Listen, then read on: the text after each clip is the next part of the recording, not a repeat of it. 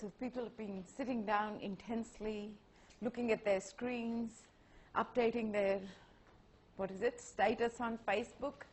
I do not exist. I'm just a bundle of mental and physical states, all of those things. Any other issues that is worrying you about with the Buddhist view? I had one. Yeah.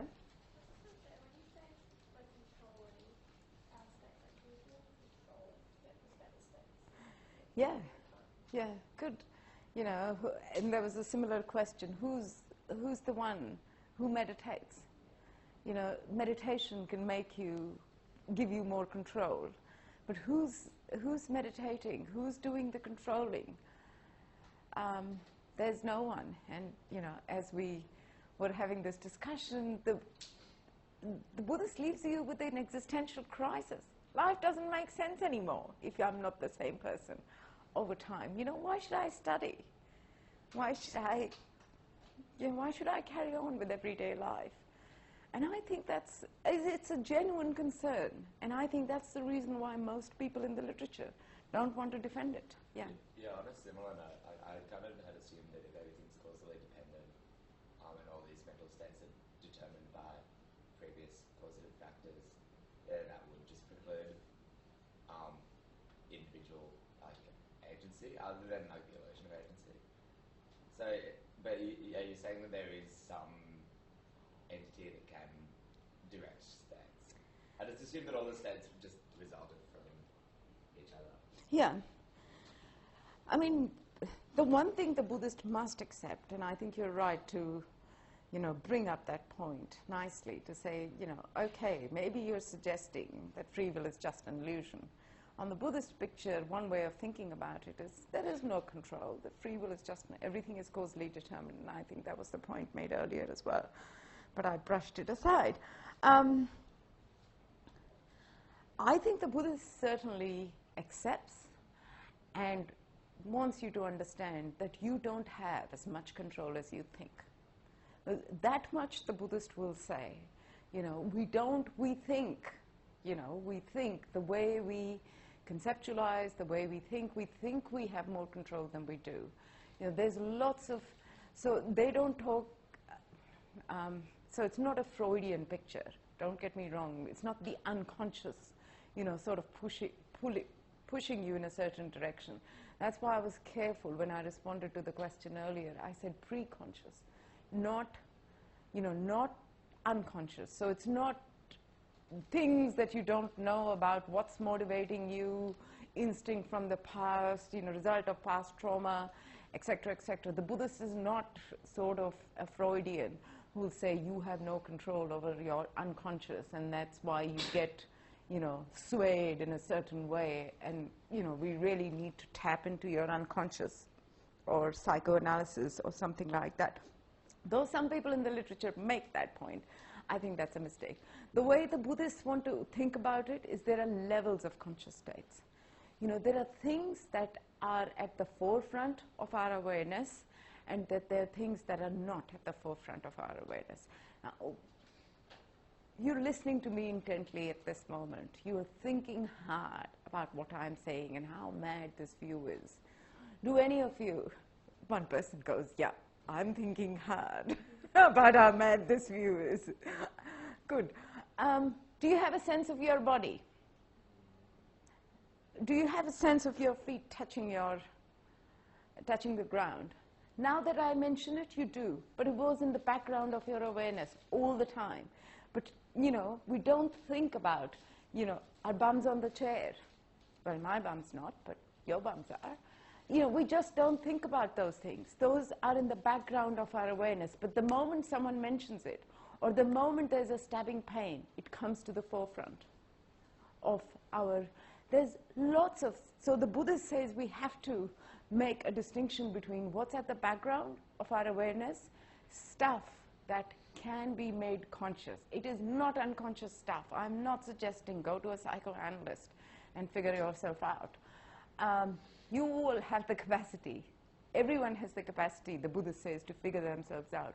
It's just there's a lot more happening in our psychological lives. The psychological picture, what's going on inside this head, is much richer than what we take it to be. We only, have a glimpse into, if you like, the tip of the iceberg, very little of our psychology, because attention can only be focused on that. And attention is a mental capacity.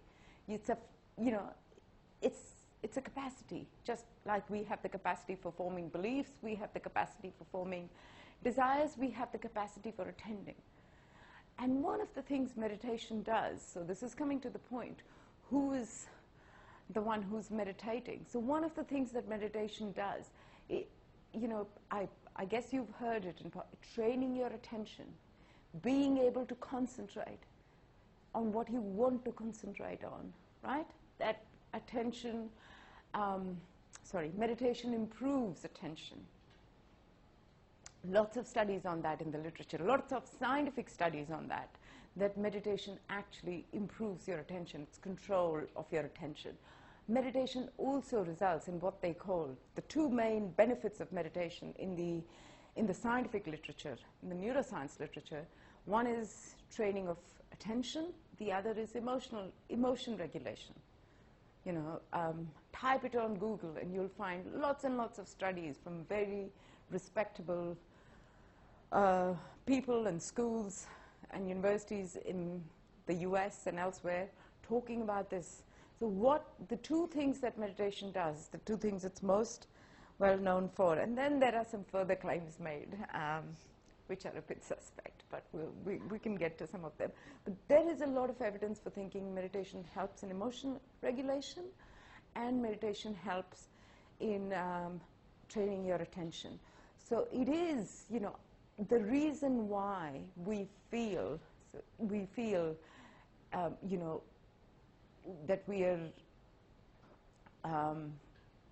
the reason why we feel that we are the agent of our actions, we are the one who are guiding this process, is because we concentrate on only a small set of mental states. With attention training, you can look at much more, you can attend to much more. I mean, one of the first things that meditation, have any of you done meditation? Mindfulness. One of the things that they start with, what is it? Just watch your mental states, right? Don't judge, don't think hard, just sort of look inside your head, if you like, and just watch the passing show. Don't be judgmental, and even if you stop watching the passing show and concentrate on, oh, how uncomfortable it is to sit here or something like that, that's fine. You come back to the passing show. When you're watching the passing show, there is so much that you notice that you wouldn't notice, right? You wouldn't notice otherwise, because our attention is always taken up by certain things. But, attention is just a mental factor that brings a state into consciousness. They think these mental factors come together and raise the state into the forefront of your consciousness. And attention, so if you think of attention like a spotlight, this thing, and this thing, what meditation does, it expands the spotlight. You understand the picture better, and that's why you're more in control. But attention, it's not as if when I talk about attention expands the spotlight, attention is not the person. How many of us think that we'll call monema, the expanding attention or anything like that? That's not what we mean. Attention is just a mental capacity. So the Buddhist just says we name these things. Meditation is not someone deciding to do meditation or something like that. Meditation is, it's just, there is too much distress, and you want to lower the distress, and so you go for attention training. I know I talk in terms of you. You want to lower the distress. There is too much distress. But all of this talk can be done in impersonal terms.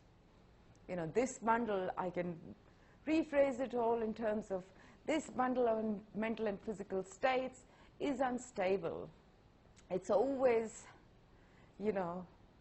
and what I mean by unstable is, like I said, the more bad mental states there are, they in fact call them bad mental factors.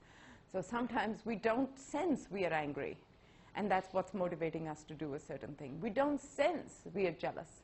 We might not realize that what's really, it's you're really jealous of your sister, and that's why you want to steal her mango from the fridge. But it's not something that is at the forefront of your, you don't even realize that that's what's motivating. But with more insight, with that expanded attention, as I said, those big lights, rather than a torch, you get that floodlight into your head. That's the idea. And also emotion control, emotion regulation, not control. So they talk in terms of expansion of attention, and you think of it as a process which just expands what it's looking at, and you think of emotion regulation. Not Buddhists don't talk about emotion control, because it's not something that you can control all by yourself. You can only control some of the factors, So, but there's no reason to think that, there is a person who's doing the meditating, or there is a person who decides to meditate. What happens to the illusion of free will? If all this is a causal nexus, the only thing that the Buddhist has to say so this is what the Buddhist openly says: you have less control than you think you do. So our when the story we tell ourselves, why did I do something? We make up a story. If I did something bad, I'll come up with an excuse, right? Why did I do this? I'll come up with an excuse. Oh, I was angry. Oh, I was exhausted, and I couldn't think properly, and that's why I gave into this weakness of will and had the next drink, or had too much chocolate, or whatever it was that's making you distressed now. Because we're only looking at, part of the story there. Does the Buddhist think, the Buddhist does not want to say, that you have no control. The Buddhist does not say that mental and physical states cannot be tamed, but who does the taming? I think at some level the Buddhist has to accept that the free will business, the experience of freedom, is just an illusion. I think that's it. It has to be, at bottom, a causal story that is doing it all. And it's kind of taking away agency. It's also kind of taking away self-importance. We give a lot of importance to ourselves as free agents. And that's the upshot. If you take away that, the Buddhist says, again, back to the ethical motivation, the Buddhist said this way of looking at the world makes it a better place to live in. Now, you might say, no, it doesn't make it a better place to live in, but that's what they will come back to in the end. This way of thinking about reality, this way of thinking about what there is, will lead to less suffering right across the board. Because it won't be about you, yourself, in the future, and so on and so forth. Did you have a question? Yeah, isn't it bizarre that they work from ethical, so they want to get to an ethical point, and then they justify it with a metaphysical. But the fact here is they're pushed to justify it by the Hindu. They have to come up with a metaphysical picture. Right. And so they come up with this metaphysical picture. To justify their already existing ethical claim. Yeah. That by itself is a bit of a, it's not out of relation, like, it's not a bit of a dodgy way to use this. Well, it is not doing science, and they're not claiming that they're doing science. There is a lot of scientific evidence for what the Buddhist picture is. But they do not claim that they are doing science and really finding out about the nature of the world, right? They use this term, knowing things as they really are. They use this all the time, knowing things as they really are. But I think the Buddhists, if they're honest, they have to say that it is the moral phenomenology, what reduces suffering, what makes you, that's what's the guiding intuition. The guiding intuition is not finding out what the world really is. So a lot depends on your phenomenology. So when they say knowing things as they really are, they say, think about the negative mental states. Don't they make you distressed? And you just have to, stop and think. Yes, they do make you distressed. A lot of anger makes people shake when they're really, really angry. You've seen those actors do it in the films. They're shaking with anger. They're red. They're distressed. Person is exhausted after being angry and shouting at someone. It's not a pleasant experience. Bodily, it's not a pleasant experience for the body. And the Buddhists say that can't be the right way. You have to suppress this stuff. And so in response to your question about control, the only thing that the Buddhists say in the text is you don't have as much control as you think you do. They don't say the other thing, that you have no control. But I think they have to be committed to there is no free will. You can't make things go completely the way you want them to be. Free will at bottom is an illusion. But they will say, but you're responsible for your mental states, because perhaps, here's another thing in defense of the Buddhist. Perhaps the thing to say here is, if your attention is expanded in the way I explained, if your attention is expanded, you have a whole lot you're aware of a whole lot. And, you can always fall into the you. And, one can think about, looking or concentrating on the positive bits, concentrating and letting them control your actions rather than the negative, the feelings of greed and jealousy and anger. You can think of love and empathy and concern and compassion, those guiding your action, because you have much more in front of you. And, the body also, even though it's a causal process, the body also enjoys this experience whenever, it's the more positive states. So naturally, in a more balanced way, this causal process as it becomes more aware of itself, so to say. So the Buddhist does not deny that mental states are aware of themselves. That's what self-awareness means for them. They use the term self-awareness. What it means is thing is aware of itself, whatever it is. So the mental state is aware what kind of mental state it is. It's not a physical state that's not aware, but that's all there is. There's no self over and above the mental state. There's no subject of experience separate from the subject. Let me talk a little bit about continuity over time. I don't think I'm going to finish this. I want to talk about the Buddhist answer to the question, what makes us the same person over time, especially the issue of causation, especially the issue of karma coming back again. And then want to say a little bit about Hume, but I think perhaps that's where we will stop and spend some more time next week talking about the Buddhist view. So this is on page 122, section 17. It's again the dialogue with the king, no continuous personal identity, from the Milindapana.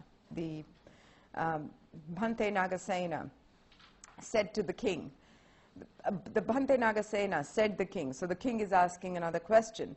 Is a person, when just born, that person himself, or is he someone else? This is the Buddhist answer. He is neither that person, said the elder, nor is he someone else. Of course, the king doesn't get it. What do you say to this, Your Majesty? The king says, give an illustration. And this is what the saint offers. When you were a young, tender, weakly infant lying on your back, was that your present grown-up self? No, Bhante. The young, tender, weakly infant lying on its back was one person, and my present grown-up self is another person. If that is the case, Your Majesty, there can be no such thing as mother or father or a teacher or an educated man or a righteous man or a wise man.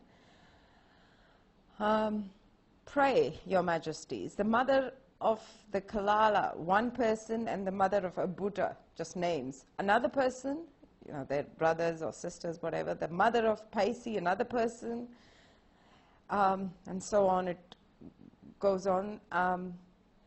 And the mother of, so the mother of the little child, another person, the mother of the grown-up man, another person. I mean, when I say my mother, it means the present state, the present bundle's mother, right?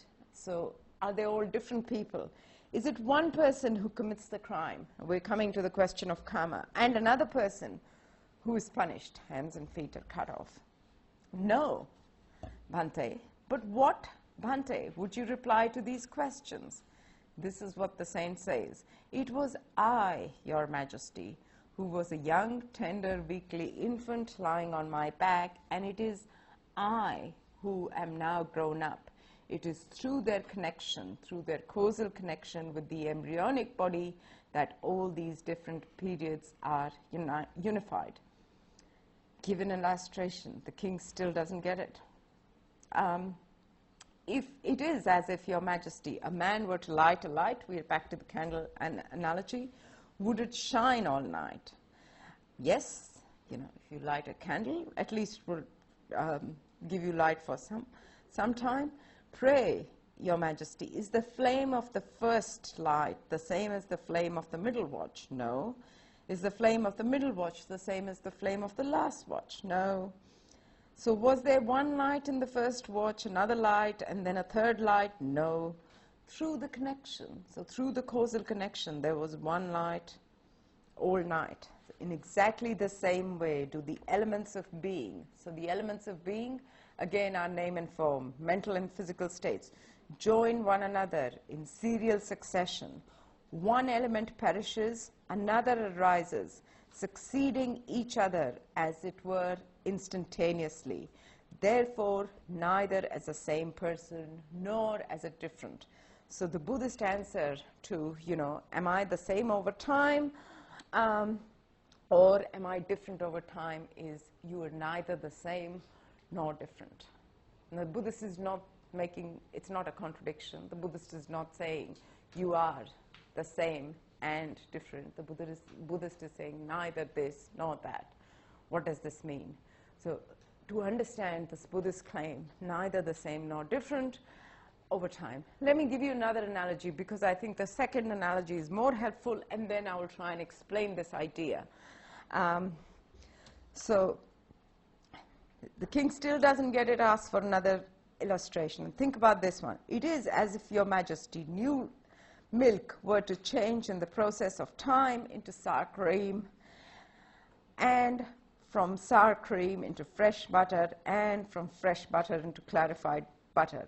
If anyone, Your Majesty, were to say that the sour cream and the fresh butter and the clarified butter, that's ghee in India, were each of them the very milk itself, would he say, well, no, they came into being through their connection with the milk. And then he just repeats the same line. It's neither the same nor different.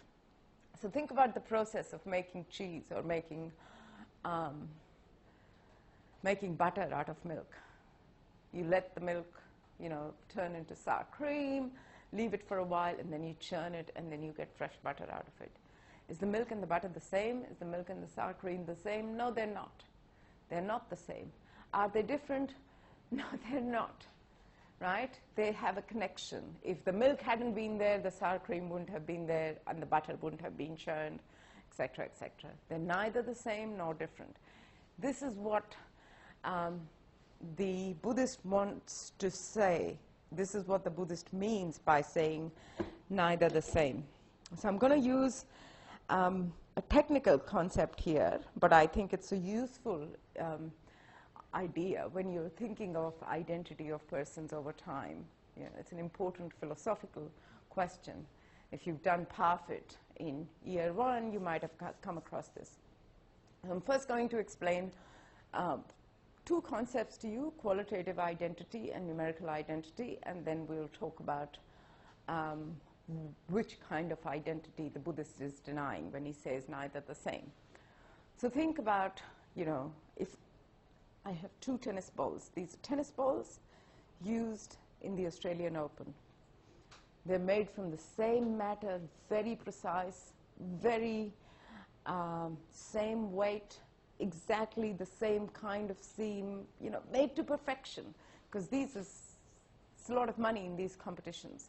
So these are just come out of the assembly line, 2 balls that are qualitatively identical.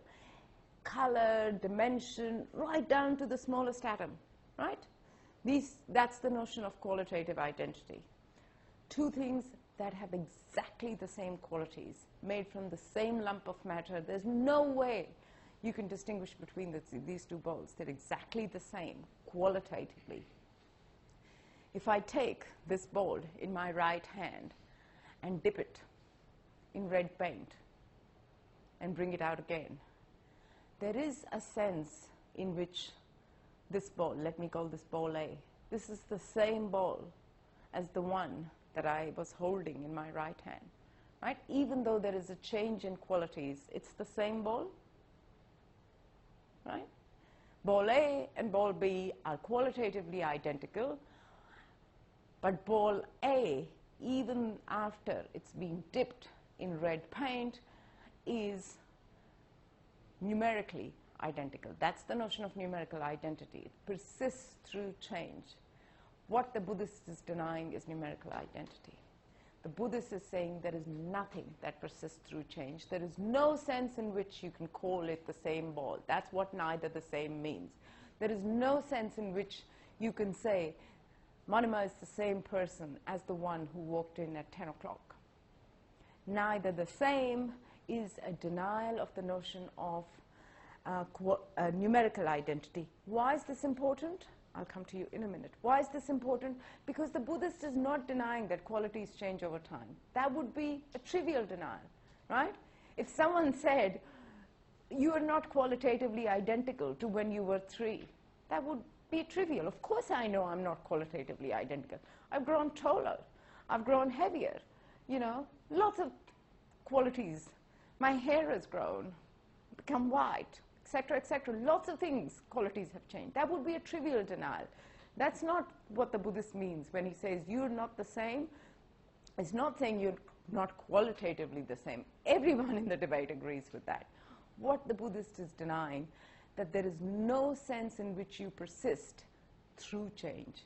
What the Buddhist is denying is the ball A is numerically the same ball. This person is numerically the same person as the one who was born all those years ago. There's no sense. Through change, different individuals come and go. You had a question?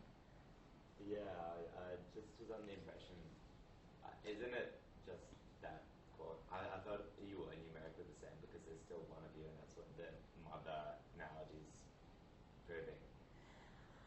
Isn't it just, other than not the same or different, was that we're not the same qualitatively, which is, yeah, fair call. Sure. But you are like different numerically either. You're not, well, the Buddha says you're neither the same. Let me explain. So neither the same is denial of numerical identity, not just denial of qualitative identity, because that would be trivial.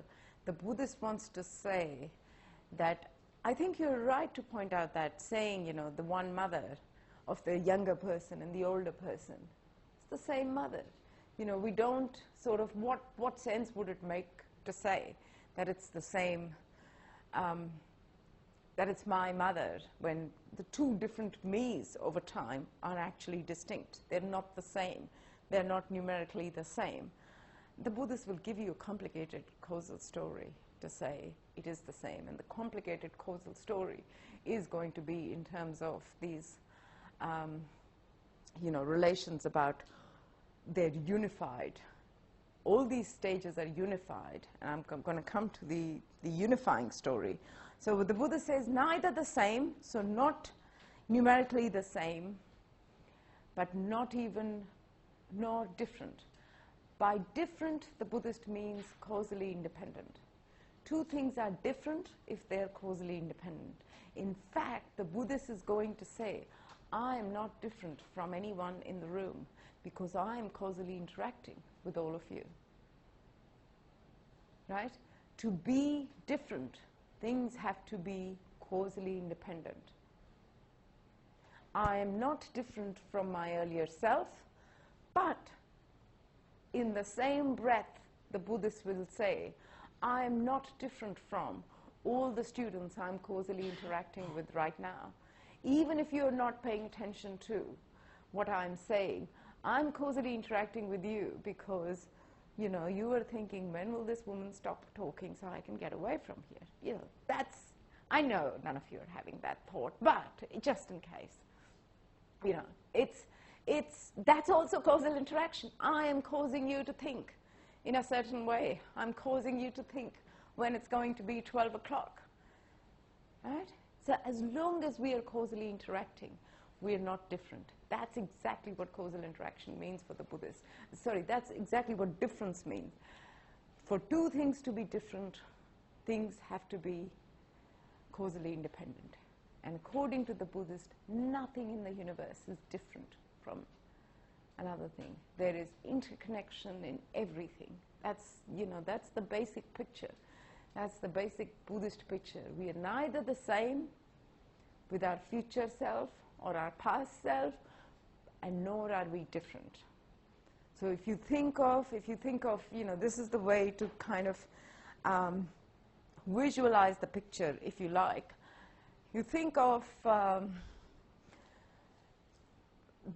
persons as bundles of, oh, I thought there was a pen there.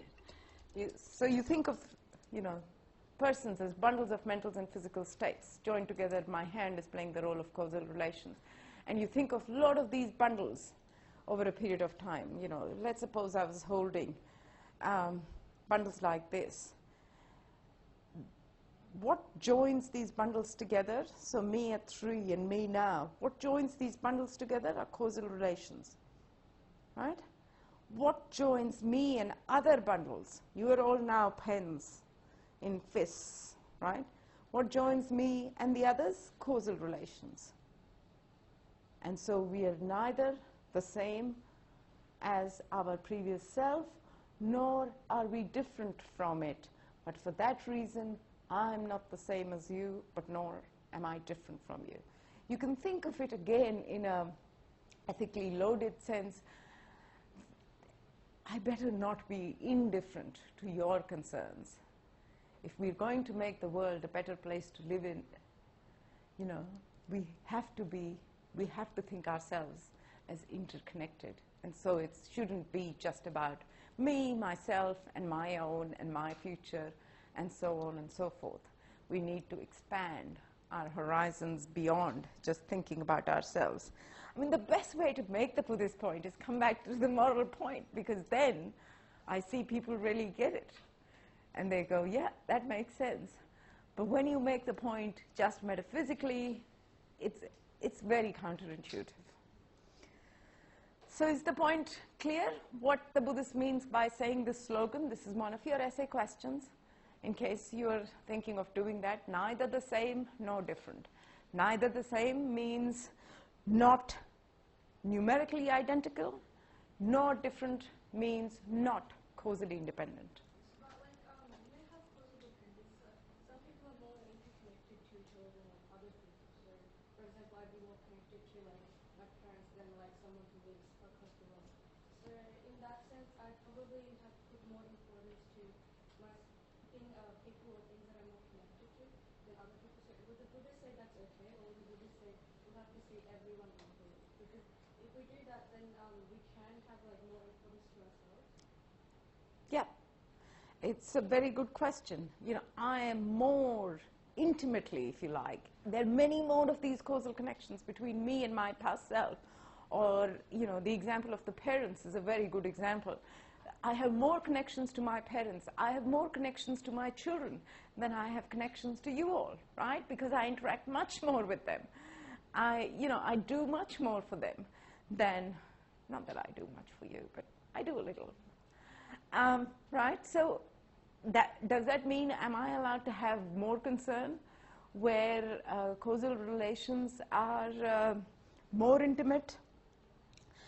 The Buddhist point, to be fair, is to say, no, what the Buddhist is denying, you don't have a special kind of relationship to your future self.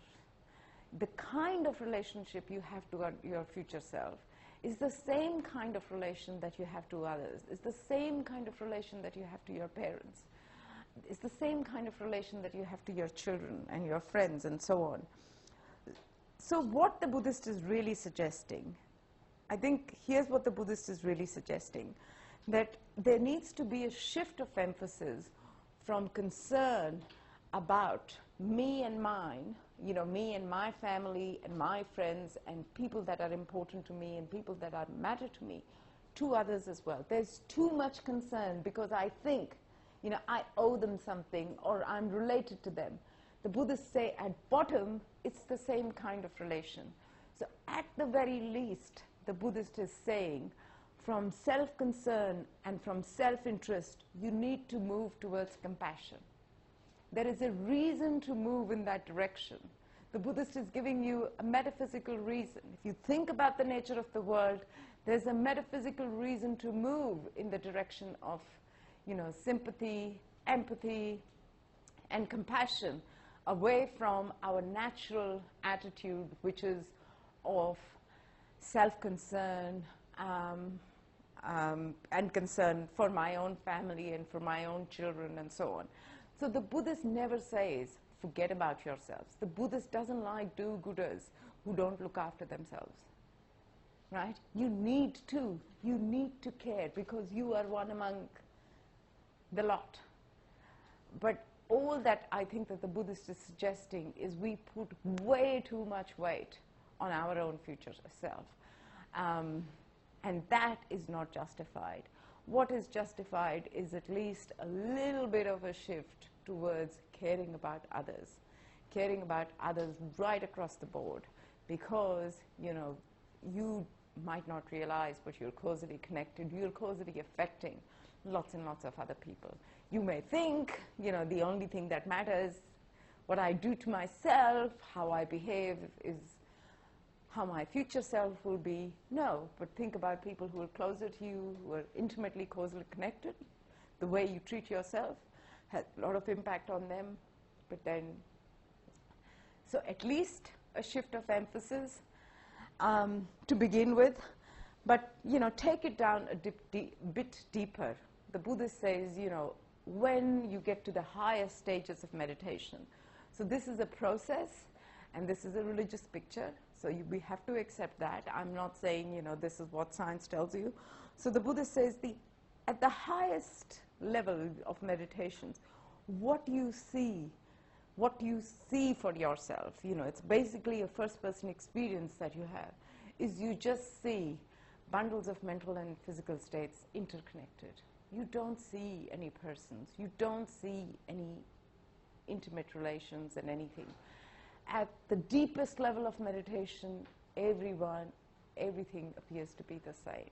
That's how they describe that state. The highest meditative state is one where all differences, kind of go away. You don't see any reason. Once you've been there, so that's what being enlightened is. Once the Buddha has been there, the Buddha doesn't see any reason to care for himself. The Buddha doesn't see any reason to care just for him. That doesn't mean he doesn't care for himself, but just doesn't see any reason. So the real world, that's what they say. You realize that the real world is very different. So they're not doing science, so they're not getting at it that way, but they do want to get at it from first-person experience. That's how the world will seem to you. Verify it for yourself. Follow the Buddhist path. You will feel better, morally, psychologically, less distressed, and over a period of time, you will see this interconnection. The fact of the matter is that there is deep interconnection between all of us.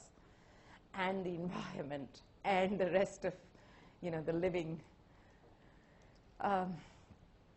sphere, so to say. Yeah. Isn't it actually a bit selfish that the only way that you care about other people, and you make an ethical theory of caring about other people because they actually are part of who you are, because you are one? Yeah. Isn't that actually selfish? Why can't you care about another person just because, without making them part of your problem? They're not my problem, but I still care about them. Do you know what I mean? They're making everyone. So you're now. care about everyone, but isn't So that you're selfish? now, they're expanding the self, so they're expanding self-interest. You're self-interestedly interested in all beings, right? You're self-interested. Can someone respond to this person on my behalf and tell him why he's wrong, why this is not selfish? Anyone? Is it still a selfish attitude? Because he's saying all you're doing is bloating the self to include all the others. And now this bloated self. Yeah? Can you be selfish if there is no self? Excellent. Well done. There is no self. There's self-interest. And there's, because you have the notion of self, give up the notion of self. There are interests you have. And those interests are common interests. Because there is no self. This is not a self-interested notion. Very good. Thank you.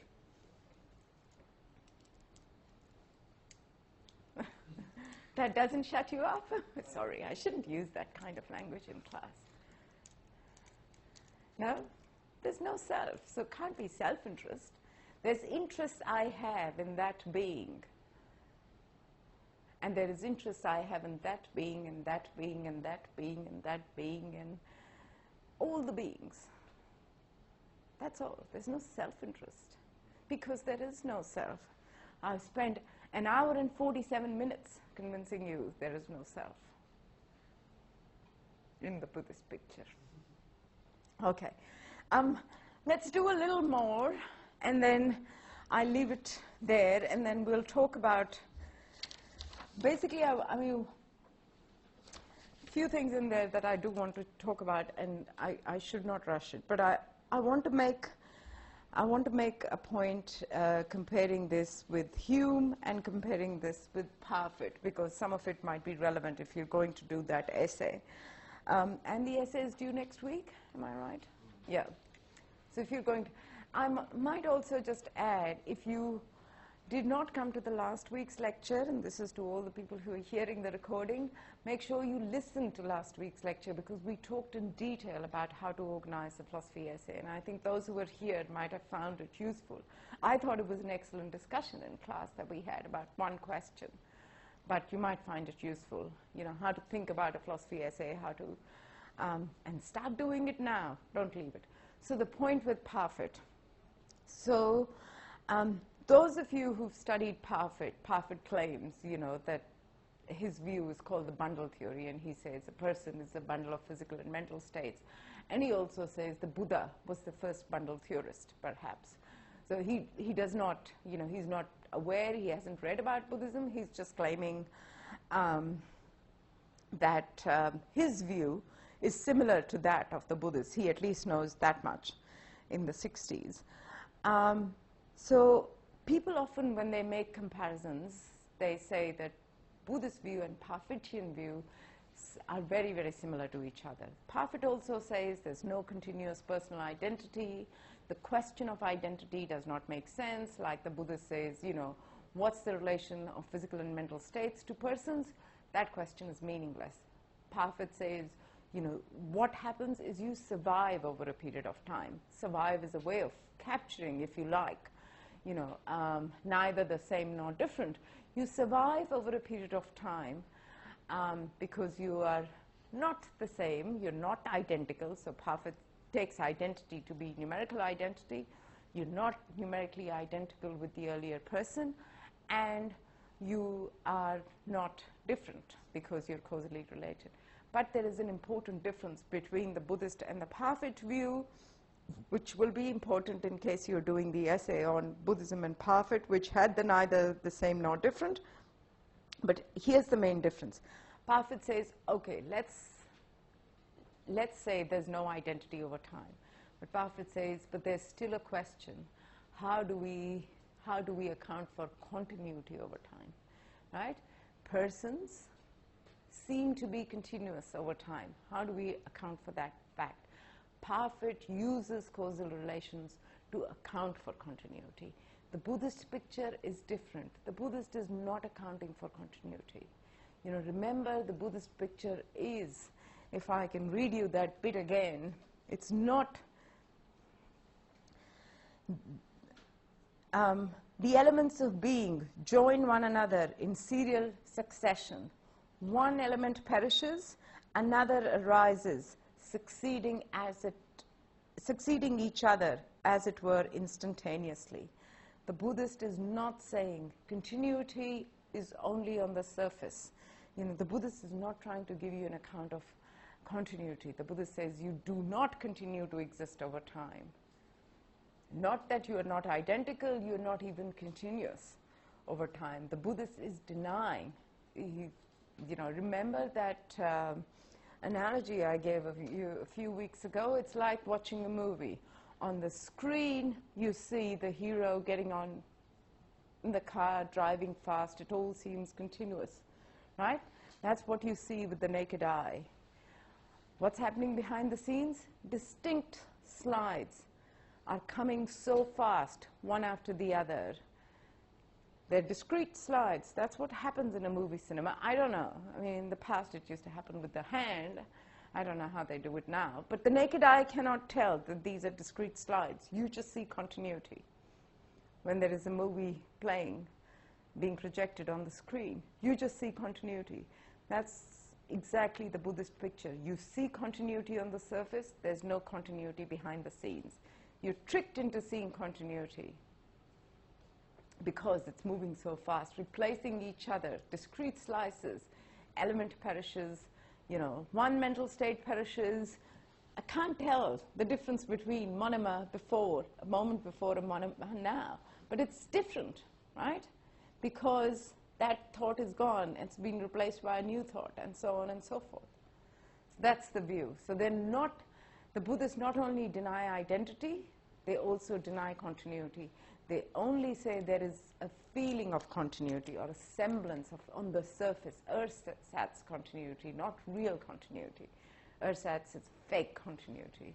So some people call instant coffee ersatz coffee. It's not really coffee, right? And I've used that term on the handout, so I thought I better explain it. So that's the difference between Buddhist and the Parfit view. The other important thing I want to say is with Hume, again, lots of people say the Buddhist view and the Humean view are very, very similar. No, I think the Buddhist is even more radical than Hume. The Buddhist is more radical than Parfit, which is the most radical view around on personal identity, but the Buddhist is even more radical than Hume. And the reason why the Buddhist is more radical than Hume is Hume always talks about, where we get the impression of causation from, where we get the impression of continuity from. He talks about experience as how do we understand the notion of causation, how do we understand the notion of continuity. Hume also always refers to experience to say we can get these impressions. The Buddhist goes further in saying that, really, we cannot depend on experience to get the impression of continuity. We cannot get the impression of causation. The point is this, and the point is made by a Hindu scholar, and I'll start with the causation issue because that's what I really want to dig deep into next time. So just as a little taste at the end, think about causation in this sort of way. The Hindu complains against the Buddhist. You're talking so much about causation. Causal relations play such an important role in your picture, right? But where does the impression of causation come from? There is no one here to, see a causal sequence. Causal sequence happens over a period of time. One thing another. But how do we even understand causation? Because causation requires time. This is coming back to the point you made. Understanding a sentence requires time. How can we even understand? Isn't the Buddhist view self-defeating? Because to understand causation, something must be persisting to observe causation, right? Because nothing persists, neither anything in the world, nor the person. There's no impression of a causal sequence. There is nothing in the world that corresponds to that's cause, because you are a different person, the world has changed. Where do we get the impression of causation from? That's where we will start. The Buddhist has an answer, I think, and we'll begin from there. See you next week.